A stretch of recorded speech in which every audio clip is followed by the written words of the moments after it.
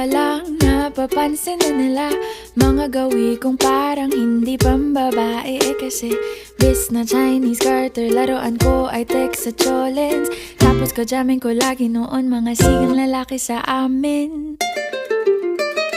Nung ako'y mag-high school ay napabarkada sa mga bay. Curious na babae na ang hanap din ay babae.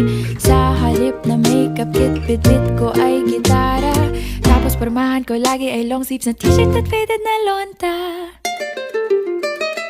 Pero noong makilala kita, nagbagong bigla ang aking timpla. Natutuwa ko na magpariban at mag-ahit ng kilay at least once a month. Hindi ko alam kung anong meron ka na sa akin ay nagpalambot ng bigla. Sinong mag-aakalang lalaki pala ang bibiyag sa tulad kong tigreng gala.